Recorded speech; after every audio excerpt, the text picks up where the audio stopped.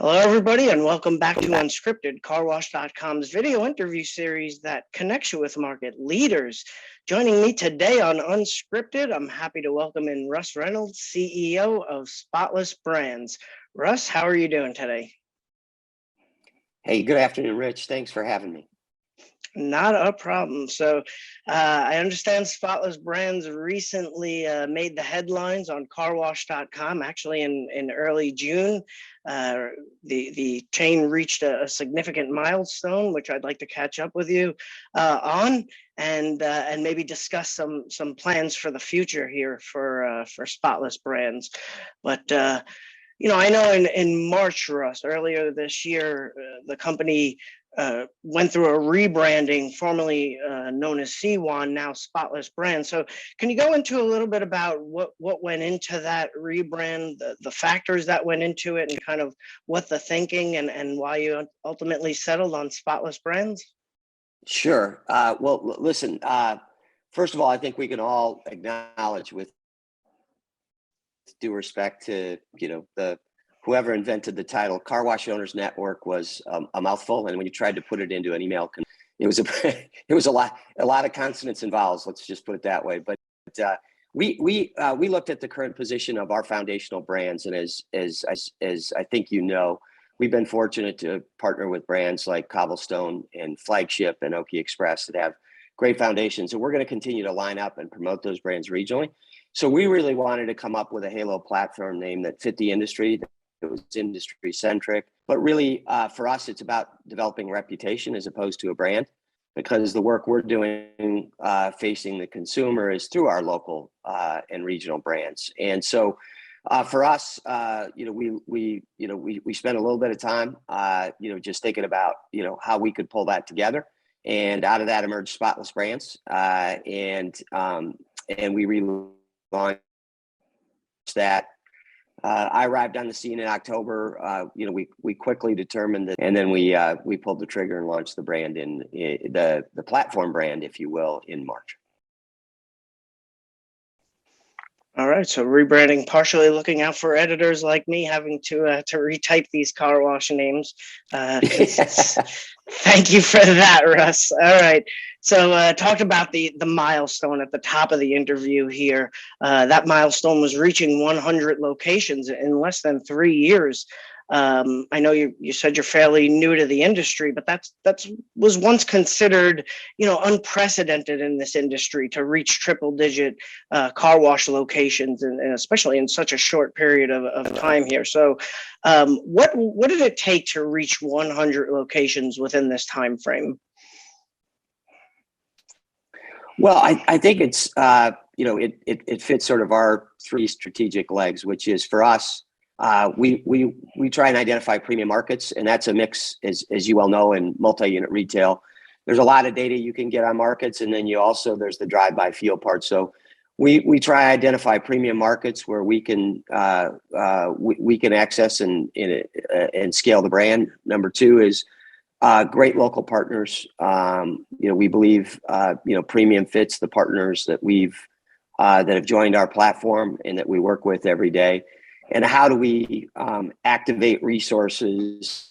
They know what they're doing. As you know, many of the Guy and Tuck and probably the Norse from Oklahoma. These folks know how to build and operate car washes. For us, coming alongside them and thinking about how we can unlock and accelerate that. And that leads to the third thing is how do we come alongside them with the right set of resources and capital structure to go from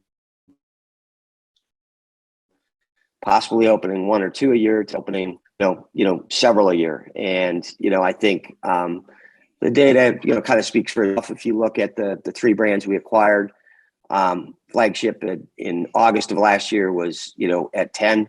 We consummated that purchase. We'll be at about 40 by the end of the year.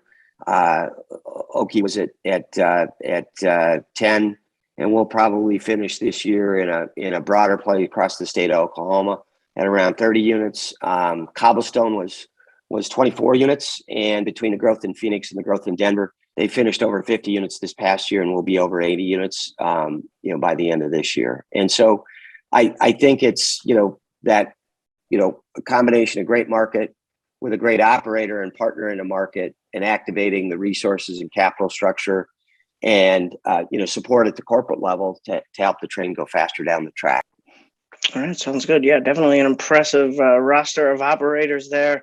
I've actually had the pleasure of working with Tuck several times over the past few years, and that's great. So, in the most recent press release, Russ, a quote unquote robust, actionable pipeline is mentioned throughout the press release.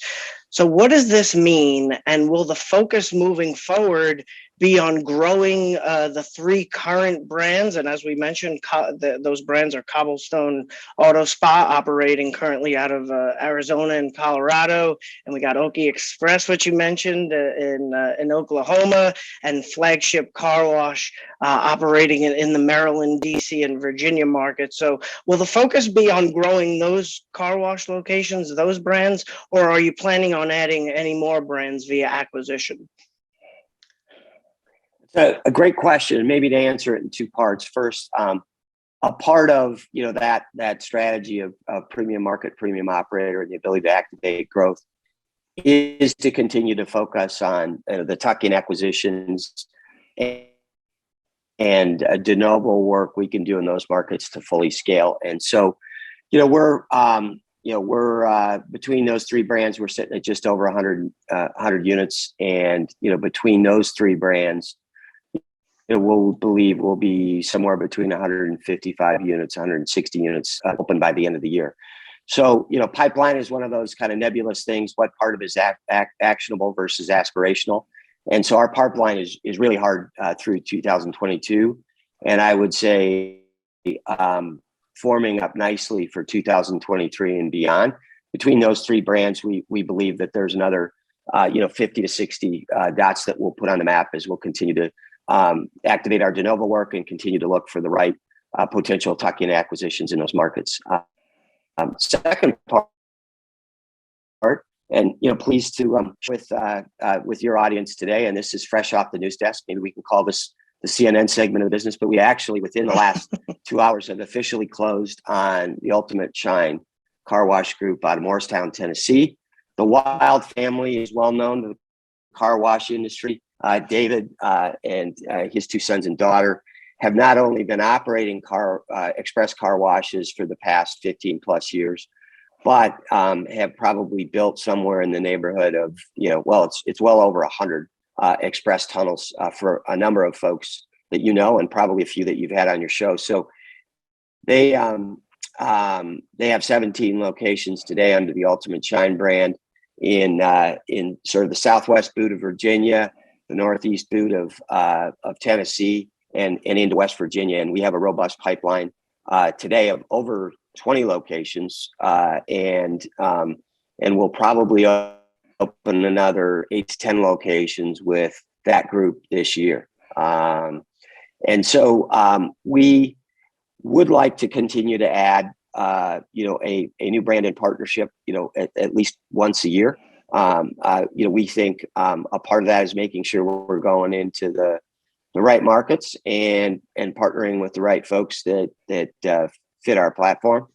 And we're confident the Wilds are going to be a great addition to, Tuck and Guy, and will be a really accretive part of the platform. And I will just put this little sound by it. They can build an express car wash as fast as anybody we've seen in the industry.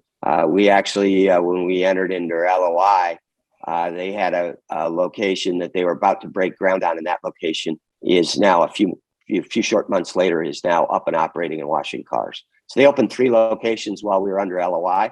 From the time we were under LOI to closing, and we closed this thing pretty quickly over the last few months. So we're excited about the partnership and pleased to be able to chance to have it be a part of our answer to your strategic question on your show today.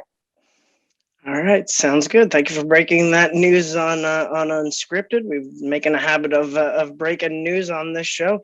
Certainly appreciate you adding to that. We'll have to work on the breaking news graphic that that CNN shows on their channel. Right? I don't have one ready yet, but maybe we can work on it. Maybe the brushes in the background start to spin whenever you do a news desk item. Something like that. Let's see. All right, so Russ, when you look at acquisition potentials, and when Spotless Brands looks at acquisition potentials, are there certain regions or markets in the U.S. that are more attractive? And you know, where do you place the value over maybe an appetizing, region or area of the country versus the value of the skill of the operator? You know, how do you balance those two, finding great operators in great regions, or are you more focused on the potential of a given region regardless of the skill of the operator? If that makes sense, that question. Yeah. That is a great point. And as you well know, I'm flattered to be a part of the industry. I'm a knucklehead that didn't figure out how to get in this industry a long time. And we both know there are a lot of great operators in this industry that have been a part of it for a long time. I think for us, that is a very important weighting. But it is coupled with the idea of us establishing market leadership with a brand that fits our positioning, and so it gets back to that premium word, and it can be overused. But as we both know, the Cobblestone brand had been around for 20 plus years. The Oki brand had been around for Fifth brand has been around since 1986. First in a full service space before they began to do any express washes, and so these brands have tremendous heritage and foundation. And so we use that as a bit of a beacon as we look at the market and how we can establish market leadership. All due respect, operators and a lot of good platforms out there that may have a handful of washes in a given market. But for us, we're trying to be pretty disciplined in our strategy is certainly to look at how we can establish market leadership and scale within a market. Okay, understood. So when you and the management team at Spotless Brands get together, what do you discuss is the ceiling for this chain? What's its future? I'll just throw out a number. Is 500 chains or 500 locations for this chain? Is that reasonable to expect within the next 5 to 7 years? Let's say, is that possible? Is it something? Is it a goal you're even considering to hit a number like 500 locations? So there are certainly milestone events. We'll be thrilled to announce our partnership with Ultimate, for example, or hit a milestone in terms of units. I would say, and I've been around multi-unit retail for 30 plus years, first with Target, and then as you might know from my background, bought into a small business called Batteries Plus. If you go back 35, 40 years, the auto parts chain business, there were more independent auto parts stores than there are car washes in this country. There were a lot of them, certainly, 60, 80,000 by any measure historically was the number of independent chains. Lots of little corner auto parts stores with some dust in the back room that carried a lot of different things for do-it-yourselfers and installers. As you look at the automotive parts chains today, 80% of the footprint is controlled by 4 chains: Advance Auto, O'Reilly's, AutoZone, and Napa. Right. And that industry went through a migration over about 20 to 25 years to get to that point where there were really 4 or 5 players that were scaling most of the new units in the US marketplace. I would say that private equity investment only jumped into that space and only became a thing about halfway through that. So as we both know, private equity investment is in many places in our industry, both on the supply side and the distribution and retail location side. So I think that's going to accelerate in this industry. And that's not to say that there aren't great local chains that can stay local chains. That's not my point at all. But I would say, as I think about this, I think we will see a handful of players emerge with probably several thousand car washes in the space. And we believe that if we continue to pursue our strategy with discipline and strong execution, continue to hunt where appropriate, grow and operate and execute with a strong level of quality and customer experience in the locations that we own, build, and renovate, and then continue to build the right corporate infrastructure and technology infrastructure to keep the train going faster. We believe that the brands under Spotless, we'll certainly we're tracking at our goal. Our first vision point is to get to 1,000 units. All right. Well, we'll continue to track your progress here on Carwash.com. Congratulations on all the growth and the closing of this acquisition that you've announced today. It was great seeing you, Russ, and thanks for doing this video interview with me for Carwash.com. Rich, thanks for your interest and thanks for having us on today. Much appreciated. Thank you, sir.